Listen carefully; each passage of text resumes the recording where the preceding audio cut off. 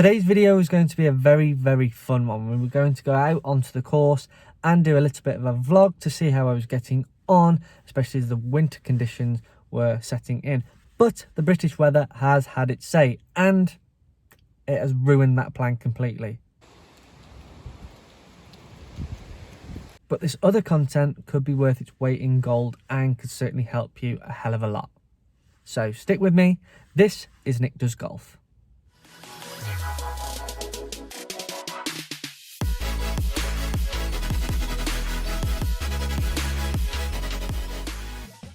Hey golfers, and welcome back to another video here on my channel, Nick Does Golf. If you are new here, please make sure you drop this video a like, and if you like what you see, hit that subscribe button to support me on my journey as I go through the golfing world to produce a load of content for you guys for free.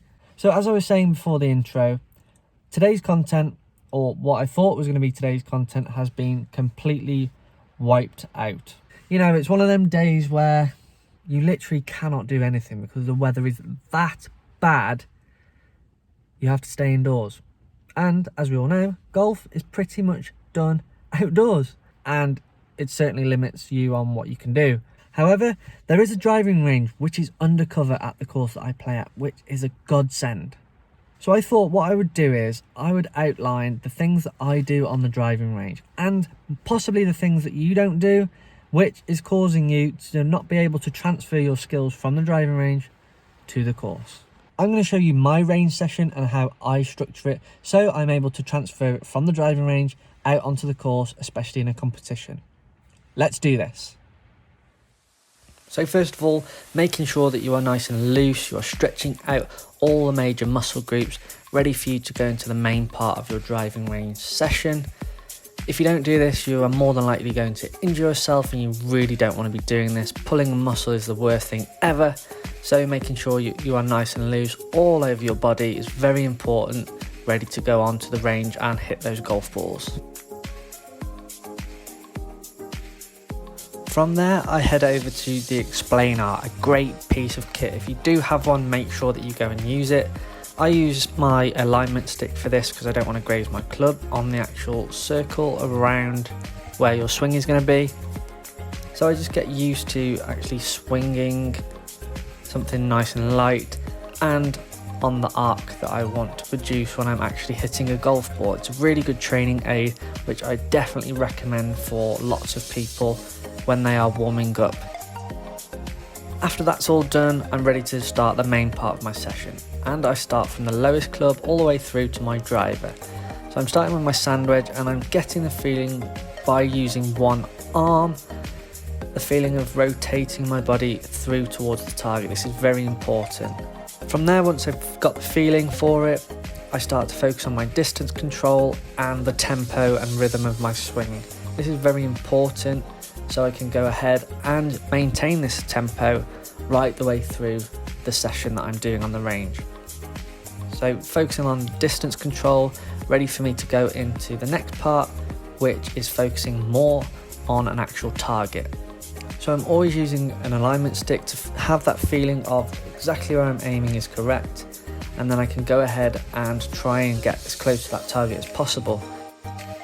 This is essential because if you're not aiming in the right area, your body's going to make compensations for that shot, and you really do not want this. From there, my attention turns to my irons. So here is my 8 iron, and I point the alignment stick down the range towards the tree in the distance. That is my focus point for every single club that I'm going to be hitting. As you can see, rehearsing what I'm doing, and that is my focus for the session today. Trying to shorten the backswing and then go from there. Now I'm hitting my natural shot into this, which is a lovely little draw. I can really play well once I get there, but that one certainly hurt because I caught that very thin. But hopefully as we get more into the session, my ball striking is going to improve like this one did here. That one went a lot higher, so I struck that one very well, and it finished more on the target line. And here's the 6 iron, sending out a fraction right, drawing it in. There's the 4 iron, working our way up to the 3 wood, which was an absolute bullet by the way. and then to the driver, the big stick, sending it out right a fraction and drawing it in. These are the shots I know that I can play well with. So that's the main part of the session done. I'm 3/4 of the way through. I leave myself 9 balls at the end for a little bit of a challenge. This is the 9-shot challenge. So you've got the medium, low and high ball flights, and then you've got your straight, draws and fades as well. There's 9 shots there, and I try and hit every single one of these to finish off a great range session. Here is the medium straight shot, which I'm sure I nailed on this one. Very good ball flight, pretty much straight at the target. So I'm picking out the yellow target right at the back of the range. This time it's a low ball flight. And I'm hitting these all with the same club. So a 6-iron is the choice of club for this one. And then I've got the high straight one, which goes very nicely up into the air. Then from there, we're moving on to the draws, which I should be pretty good at because this is my natural shot shape. So here's the medium draw. So sending out right, and it comes nicely back towards the target. So again, focusing on the same target, but hitting different shots towards it. So here's the low one.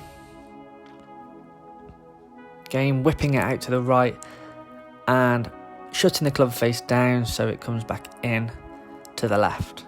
And then I've got the high draw, which I really quite like playing because, again, it is my natural shot shape and I can really get some whip on it. So there's 6 of the shots done, and then I've got the fade, which isn't my favourite shot to play, but I know that I can play it when I need to. So there's the medium one, which hardly fades at all, probably about 1 yard, but it still counts and I'm pretty happy with it. And then I've got the low one. This one comes out a little bit higher on the club face, so it goes high as well, but I'm going to count that as a low one. And then the high fade to finish, which I'm sure I nail. Yeah, there we go. So sending out slightly left of the target and drifting it in 1 or 2 yards to finish off that really good range session.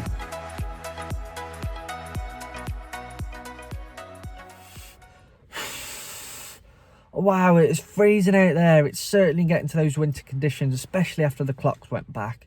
Oh, I hate this time of year. Although what I can say is that range session was very, very good. And it's probably been the best one that I've had for a very long time.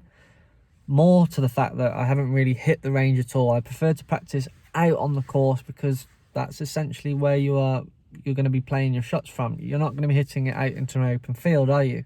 If it's a specific swing for which you are trying to factor in, then the driving range is the perfect place to do it because you don't want to be taking it out onto the course and thinking about that all the time. The driving range is where you want to do it. Grind it out, make sure that you get it into your swing, ingrain it, and then you can go from there and then take it out onto the course and it'll feel more natural. In terms of the practice that I do, I try and focus on one specific target with every single club, but I don't try and stick with a club for too long. It's 5 or 6 balls, then you move on to the next club. And I try and focus on a swing fault that I'm trying to work on. So for today, it was trying to shorten my swing a little bit because I do tend to get a little bit long. Also try and get a bit more upright. I felt like this worked really nicely and it's something that I can continue to work on. But focusing on the line is very important to me. So whether I hit it straight at it or I hit my natural draw into that target, this is something that I can transfer out onto the course. However, towards the end of the range session, I pick out a different target and I choose 9 balls to try and hit a different shot each time. So what I did was I broke it down into 3 areas: draw, fade and a straight one, low, medium, high. There are your 9 shots. This engages my brain to make sure that I can try and hit those different shots and change certain things to my setup, which are going to help me produce those shots that I need to. From there, I can take this out onto the course and do exactly the same. So if you're at the range and you don't have any structure whatsoever, try this. It's simple but very, very effective. And it's certainly going to help you transfer your skills from the driving range to the course, rather than you just beating balls out into an open field with no specific aim at all. So I hope this video certainly improves what you do on the range and makes it more effective, and for you to improve what you're doing and for you to take it out onto the golf course, especially in competition. If you've enjoyed that video, give it a like and a thumbs up, ding, and leave a comment down below. Let me know what you do on the range. I'd love to hear what your thoughts are and the things that you do to focus on and get your game in the right area. Of course, make sure you hit the subscribe button so you can support my channel and for me to be able to produce more content to you guys for absolutely nothing. I love sharing exactly what I do, and you can also check out everything that I do on my social media platforms on Instagram, Twitter and TikTok. It is @NickDoesGolf. Golfers, I hope this really helps. Thanks very much for watching and see you all on the next video.